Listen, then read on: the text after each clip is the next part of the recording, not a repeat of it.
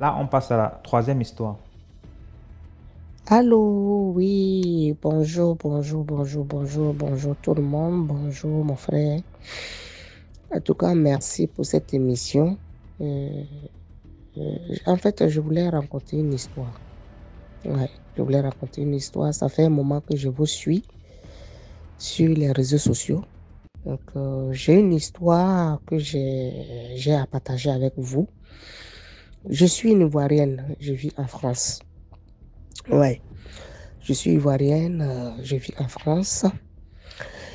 Et l'histoire que je voulais vous raconter, c'est vraiment, c'est un peu, c'est vraiment une histoire que j'ai vécue moi-même. Ouais, c'est une histoire que j'ai vécue moi-même en 1993. Ouais, en 1993, j'ai perdu mon oncle en Côte d'Ivoire. En fait, le petit frère de ma maman, qui est décédé en 93. Et en ce moment, je n'étais pas encore en Europe. J'étais encore en Afrique. Donc, en 93, ma mère perd son petit frère et il était le seul garçon euh, parmi mes mamans. Ça veut dire, mon grand-père avait trois femmes et ces trois femmes-là ont eu beaucoup d'enfants. Donc, ma grand-mère était la première femme de mon grand-père. Et ma grand-mère elle a eu que des filles et lui, il était le seul garçon parmi les enfants de moi, ma grand-mère. Voilà, le seul garçon qui est décédé en 1993. Par contre, ma maman a eu une demi-sœur. Voilà, ma maman a eu une demi-sœur qui a des enfants et qui avait un garçon. Cette demi-sœur de ma maman qui avait un garçon qui était malade, voilà, qui était mentalement malade et cet enfant avait disparu pendant 5 ans. On n'avait plus de ses nouvelles. Vous savez, en Afrique, hein, quelqu'un qui est mentalement malade, qui disparaît pour retrouver la personne, c'était très, très, très, très, vraiment difficile. Et on avait même laissé cette histoire de chercher cet enfant-là parce qu'on était fatigué, toute la famille était fatiguée. On ne pouvait pas le retrouver. Et le temps où l'enfant est parti, il n'y avait pas de portable. Dans le temps, il n'y avait pas trop de téléphones en Côte d'Ivoire. On pouvait juste appeler chez un parent ou bien chez un voisin. On n'avait que des fixes. Donc finalement, on avait abandonné les recherches. On ne savait pas où retrouver cet enfant. Donc quand on a perdu notre oncle, le seul garçon de la famille de le seul enfant de ma grand-mère, le seul garçon, on est allés tous au village, aux funérailles. Et on était aux funérailles, vous savez, en Côte d'Ivoire, pour faire les funérailles, on met des bâches et tout, des chaises. Et le corps, quand le corps est dans le cercueil, on met ça sous la bâche. Et les gens dansent autour, on fait des cérémonies. En ce moment, le corps est arrivé au village. On a mis le corps, on a exposé le corps sous la bâche. Et j'étais là, hein. C'est un truc qui s'est passé au moment où moi-même j'étais là. Donc, sous la bâche, on était là. D'autres parlaient, d'autres causaient, d'autres pleuraient et tout. Et comme nous habitions, mon grand-père avait sa maison en bordure de route où passent les taxis, les cars et tout, tout, tout. On était en bordure de route. Donc, les bâches étaient aussi là, en bordure de route. Et le corps était là. Et du coup, on a vu un taxi qui est venu passer à côté de la bâche et qui allait garer tout au fond du village. Ça nous a dépassé et ça allait garer tout au fond du village. Moi-même, personnellement, j'ai vu le taxi. Tout le monde a vu le taxi puisque le taxi est passé à côté de là où tout le monde était assis. Voilà. Et le taxi est parti.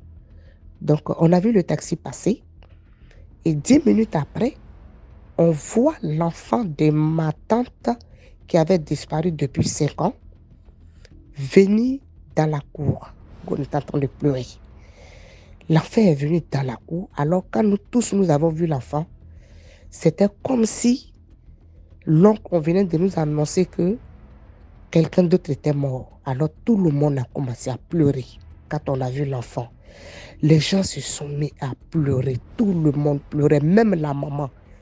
tout le monde pleurait. Ça veut dire que même les vieilles qui étaient venues aux funérailles, qui savaient l'histoire qu'on avait perdu cet enfant depuis des années, les gens ont commencé à pleurer. On a pris l'enfant, on l'a fait asseoir. Mais par contre, l'enfant ne parlait pas. Or, c'était un enfant qui devait avoir entre 14 et 15 ans.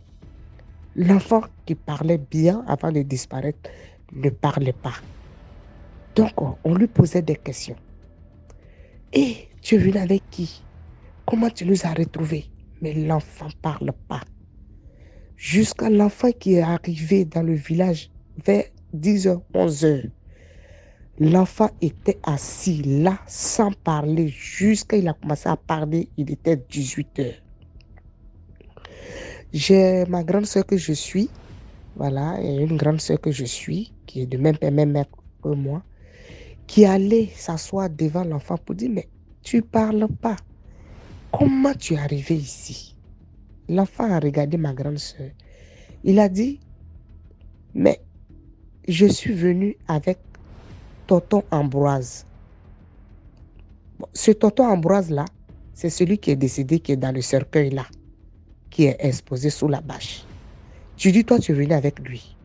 Alors l'enfant nous dit, je suis venu avec tonton Ambroise. On dit, mais tonton Ambroise qui est mort, c'est lui qui est là dans le cercueil-là. Il dit non. Il y a une ville de la Côte d'Ivoire qu'on appelle Toumaudi, pour ceux qui sont ivoiriens. C'est dans cette ville-là que mon oncle qui est décédé, qui est dans le cercueil, a retrouvé, c'est-à-dire, je ne sais pas, c'est son revenant a retrouvé mon petit neveu là, dans la ville de Toumaudi, et il l'a mis dans le taxi et il nous a ramené l'enfant. Mais par contre, c'est lui qui était couché dans le cercueil. L'enfant dit, c'est tonton Ambroise qui m'a accompagné. Vous avez vu le taxi qui est passé là? C'est lui qui m'a accompagné. Et quand le taxi était parti, garé tout au fond du village, on n'a plus vu le taxi se retourner, mais c'est l'enfant qui est retourné, qui est venu. Donc, c'est pour vous dire que il y a des gens, quand ils sont morts, ils sont quelque part ailleurs. Oui, ils sont quelque part ailleurs. Et cet enfant a été guéri. Voilà, la folie est partie. Et aujourd'hui, l'enfant est dans la société.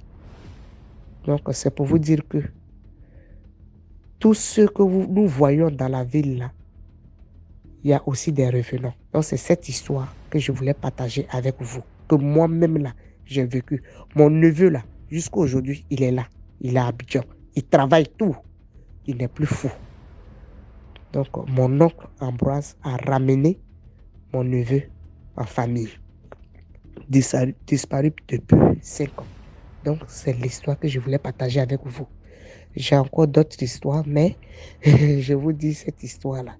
Parce que moi, l'histoire que je n'ai pas vécue qu'on me raconte, franchement, c'est difficile de raconter ça. Moi, je préfère raconter l'histoire que moi-même j'ai vécue. Cette histoire, je l'ai vécue en 1993 en Côte d'Ivoire. Merci. Merci beaucoup pour l'histoire.